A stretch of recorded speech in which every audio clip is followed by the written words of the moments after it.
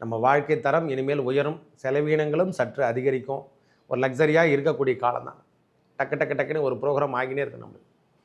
ஒரு மனிதனுடைய ப்ரோக்ராம் என்னென்ன கிடைக்குதோ இந்த மகர ராசிக்காரங்க இனிமேல் மாற்றங்கள் தெரிவிக்கின்ற மாதமாக தான் இருக்க போகுது. நல்லா இருக்கு பாருங்க. அதுவும் இல்லாமல் நம்ம ராசியிலிருந்து சூரிய பகவான் இடம்பெயரக்கூடிய காலம். அவர் இடம்பெயர்ந்து 2ஆம் இடத்துல சனியோட சம்பந்தப்படக்கூடிய அமைப்பு.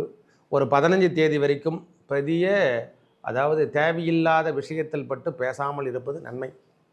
அடுத்தருடைய விமர்சனம் சார்ந்த விஷயத்தில் தயவு செய்து ஈடுபடாமல் இருக்கிறது நன்மையை தரும். ஒரு தவறு பண்ணிட்டா கூட அதிலிருந்து நாம் எப்படி வெளியே வரலாம் அப்படின்ற ஒரு தன்னம்பிக்கை பெற்றவர்கள் நாம் எடுத்து சொல்லும் இந்த நேரத்தில் அதை பயன்படுத்தி கொள்ளலாம். தேவையில்லாத விஷயத்தை நாம் இந்த நேரத்தில் மண்டையில் ஏற்றக்கூடிய பாக்கியம் கிடையாதுங்கய்யா. இதை மட்டும் மாற்றிக்கொள்ளுங்கள். ஏன்னா இந்த நேரம் பகவானுடைய பரிவர்த்தனை யோகம் 5ஆம் இடத்துல குரு பகவானும் சுக்கிர பகவானும் மாறி பரிவர்த்தனை யோகம் பெறுவதால் கண்டிப்பாக உச்சம் விடக்கூடிய காலங்களில் சற்று இந்த காமம் சார்ந்த விஷயங்களும் ஈடுபடக்கூடிய காலம் ஏற்படும். அதனால் இந்த இல்லீகல் உறவுகளில் நாம் கவனத்தை எடுத்துக்கணும். இந்த மறைக்கிறது, அடுத்து டேக்ஸ் கட்டாமல் மறைச்சிடலாம் அப்படின்ற மாதிரி எண்ணம் எல்லாம் இந்த மாதத்தில் வச்சுக்காதீங்க ஐயா. எல்லாமே வெளிக்கொண்டு வரக்கூடிய அமைப்பு. இந்த ஏமாற்றக்கூடிய ஆட்கள் எல்லாமே என்ன இருந்தாங்கன்னா அவங்ககிட்ட நாம் வெளிவரத்துக்கு நாம் இந்த காலத்தை இறைவனே நம்மளுக்கு கொடுக்க போகிறான். எப்பொழுது ஒரு பகவான் ஒரு இடத்துல உயரமான இடத்துலேருந்து தண்ணி வந்துட்டுருக்குன்னா அந்த இடத்துல பள்ளமான இடத்துல டவுன் அது ரொம்பிட்டாதான் நாம் அடுத்ததாக தண்ணி வெளியே போகும். பகவான் வந்துட்டார்னா புதன் பகவான் 3ஆம் இடத்துல வந்துட்டாவே சரி செய்யக்கூடிய காலத்தை ஏற்படுத்தும். அதுக்கப்புறம் உங்களுடைய பிரச்சனையிலேருந்து நீங்கள் விடுபட்டு வெளியே வரலாம். தொந்தரவான விஷயமோ தொந்தரவான காலமோ நம்மளுக்கு மகரத்தை பொறுத்த வரைக்கும் கிடையாது. 7ஆம் இடத்துல நேரடியாக இருந்து வந்த செவ்வாய் பகவான் 6ஆம் இடத்துக்கு வந்ததால் வக்கரத்தில் வர்றதால ஓரளவுக்கு நிலைமையெல்லாம் கட்டுக்குள் வருகின்ற காலம்தான். தமிழ் மாத ராசி பலன் வரிசையில் நாம் காண இருப்பது மாசி மாத ராசி பலனை பார்ப்போம்.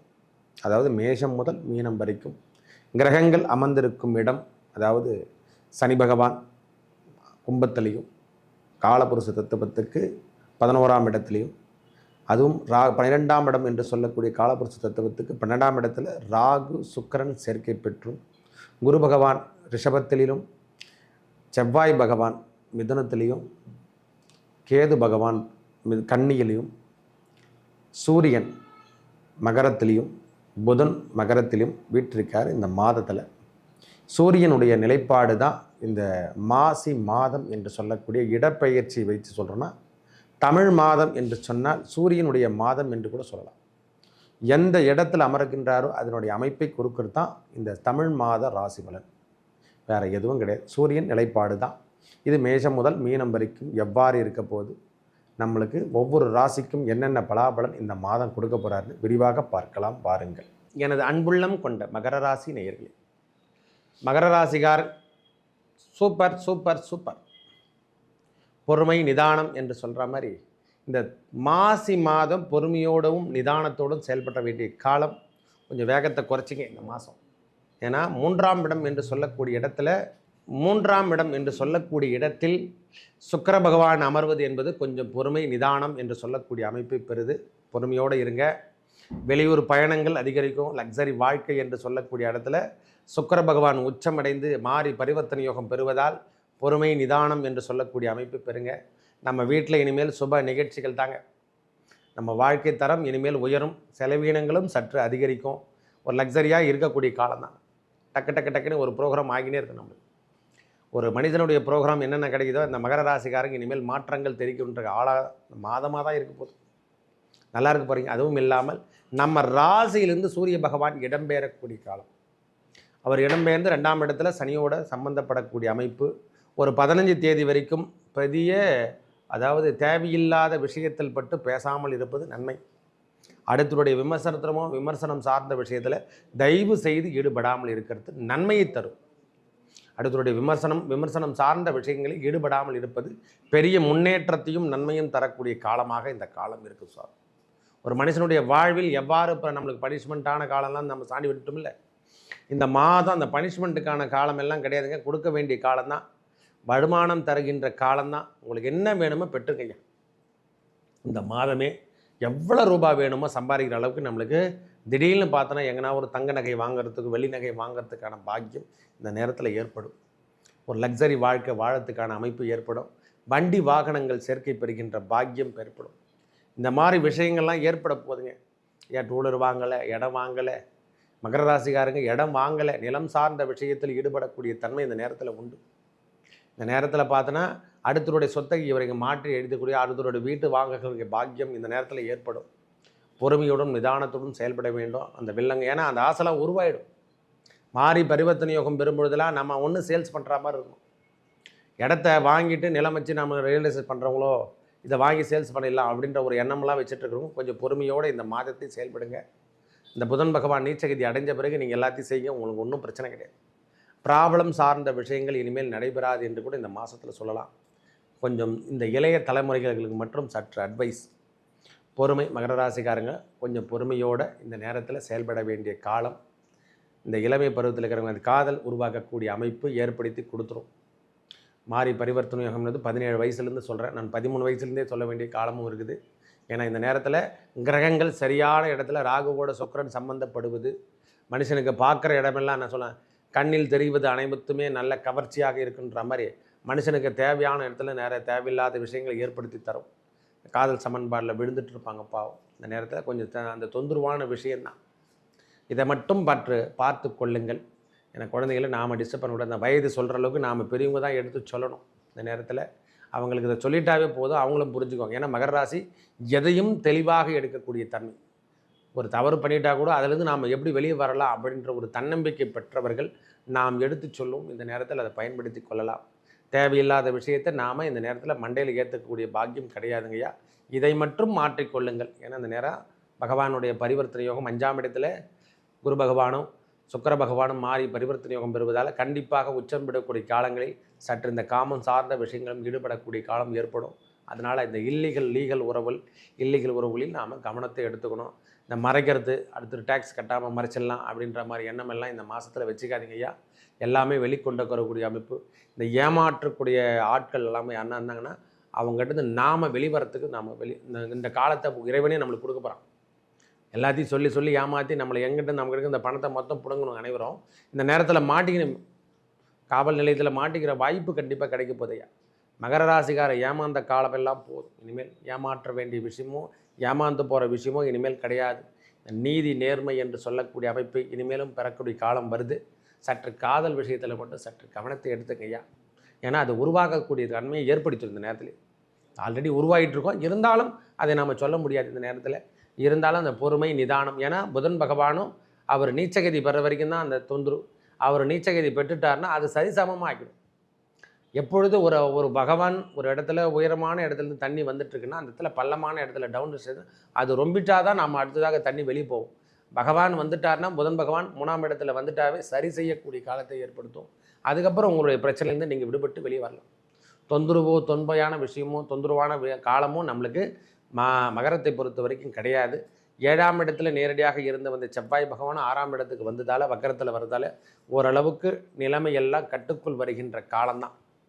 ஓரளவுக்கு நிலைமையெல்லாம் கட்டுக்குள்ளே வருகின்ற காலம்தான். ராகு கேது பிரச்சனை கிடையாது. உங்களை பொறுத்த வரைக்கும் நல்ல முன்னேற்றம் என்று சொல்லக்கூடிய அமைப்பையும், சனி பகவான் 2ல் இருக்கார், அவர் மட்டும்தான் தொந்தரவு.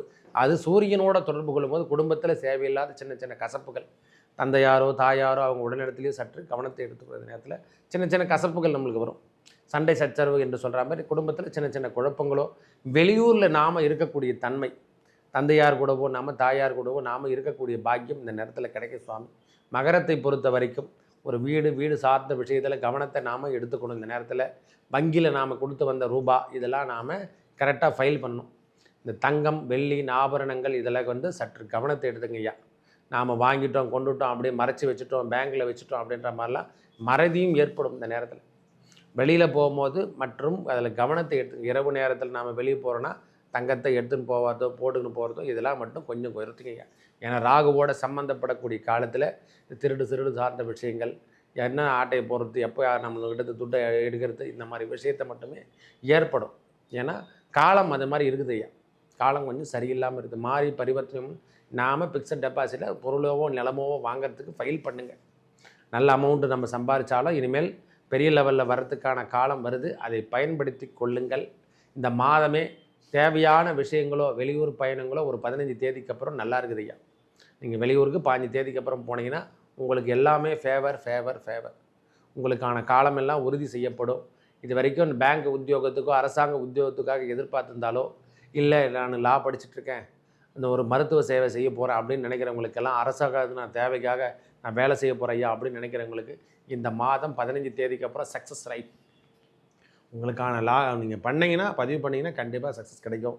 அரசாங்க பதிவாக இருக்கட்டும், ஐயா நான் ஒன்று சொந்தமாக செயல் பெறேன், சொந்தமாக தொழில் செய்யறதுக்கு எனக்கு ஆசை வந்துடுச்சுயா அப்படின்னு நினைக்கிறவங்களுக்கெல்லாம் இந்த மாதமே 15 தேதிக்கு அப்புறம் தொடங்குங்க. உங்கள் வாழ்க்கை தரம் உயரும். கண்டிப்பாக சொல்கிறேன். ஏன்னா இந்த முறை இதெல்லாம் மாற்றம் எல்லாம் கொடுக்கறதுக்கு வந்துடுச்சு. தடையாக இருந்து வந்த வேலைகள் அனைத்தும் இனிமேல் வெற்றி பெறும். தடையாக இருக்குது சாமி, மகராசியை நான் வாங்கி போட்டேன், சொத்தை வாங்கி போட்டேன், கம்பெனி திறந்துட்டேன், எல்லாமே மூடிட்டார், மூடுற அளவுக்கு வந்துடுச்சேயா அப்படின்னு நினைக்கிறவங்களுக்கெல்லாம் இந்த மாற்றம் இந்த கிரகங்களுடைய பெயர்ச்சியால் ஓரளவுக்கு அந்த நிலைமையிலிருந்து மாற்றி பரிவர்த்தனை யோகம் பெறுவதால் 3ஆம் இடம் என்று சொல்லக்கூடிய வெளியூர் வெளிநாடோ அதற்கான அமைப்புகள் கண்டிப்பாக நீண்ட தூர பயணம் என்பது கண்டிப்பாக இருக்கும். மனைவி சார்ந்த விஷயத்தில் உடத்துலேயும் கொஞ்சம் அக்கறை எடுத்துக்கணும். குடும்பத்தில் நாம் பெரியவங்க யாருன்னா இருந்தாங்கன்னா தந்தையாரோ தாயாரோ அவங்க உடல் நலத்தில் கண்டிப்பாக அக்கறை எடுத்துக்கக்கூடிய காலம் இந்த மாதம் 15 தேதிக்கு அப்புறம் தான். நல்லதும் 15 தேதிக்கு அப்புறமே இருக்குது. ஒரு சின்ன டிஸ்டர்பன்ஸ் என்று சொல்லக்கூடிய அமைப்பும் 15 தேதி. ஏன்னா வந்தால் ஒன்றா வரும். மகர ராசிக்கு நன்மை நடந்தாலும் சரி, ஒரு கஷ்டம் என்று சொல்லக்கூடிய பிரச்சனை தரக்கூடிய விஷயங்களும் ஒன்றா தான் வரும். மகரம் என்பது காலபுருஷத்துக்கு 10 அல்லவா, இந்த கர்மாவை அனுபவிக்கிறோன்னு சொல்கிறோம் அல்லவா. இது எல்லாருமே சொல்லுவாங்க கர்ம ஜாதகம் அப்படின்னு. இதெல்லாம் தப்பு. எல்லாமே பிறப்பே கர்மா தான். இரு கழிவுகளுக்கு இடையில தான் நம்ம மனுஷனே பிறந்திருக்கானா, அப்புறம் கர்மா தான் நம்ம எடுத்துகிட்டு வந்திருக்கோம். எல்லாரும் அனுபவிச்சு தான் போகணும். இந்த கடந்து தான் போகணுன்ற ஒரு கொள்கைக்கு நாம் ஏற்படுத்தணும்.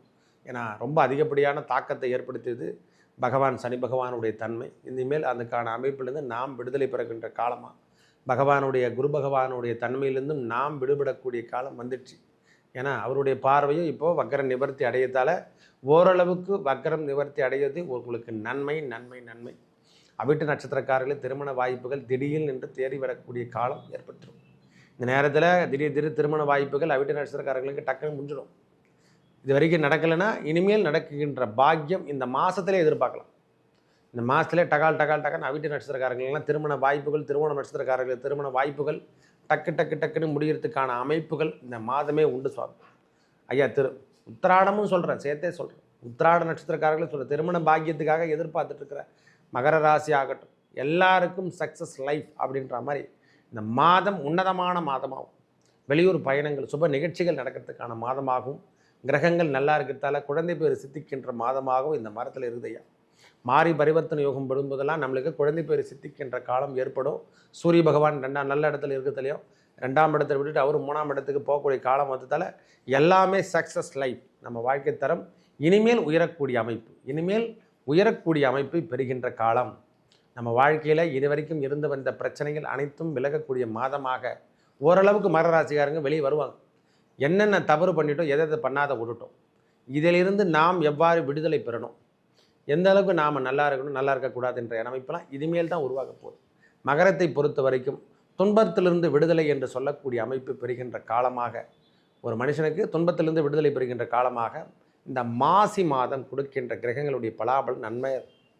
ஆல்ரெடி அவங்களாம் ஏற்கனவே நிறைய பேருக்கு அந்த திருமணம் அடைந்தவங்களுக்கெல்லாம் கன்சீவ் ஆகிறதுக்கான வாய்ப்புகள்லாம் 100% உண்டு. ஏன்னா போன மாதத்துக்கு முன் மாதமே அந்த மாறி பரிவர்த்தனை யோகம் பெறும்போதே கொடுத்துட்ருப்பார். நன்றாக உள்ளதையா. மேலும் நல்லதெல்லாம் நடக்க இறைவன் இந்த முருகப்பெருமானையும் அண்ணாமலையாரும் வழிபடுங்க. பிரதோஷ நாள் வழிபாடு எடுத்துங்க. நல்லதே நடக்கும். நன்றி, வணக்கம்.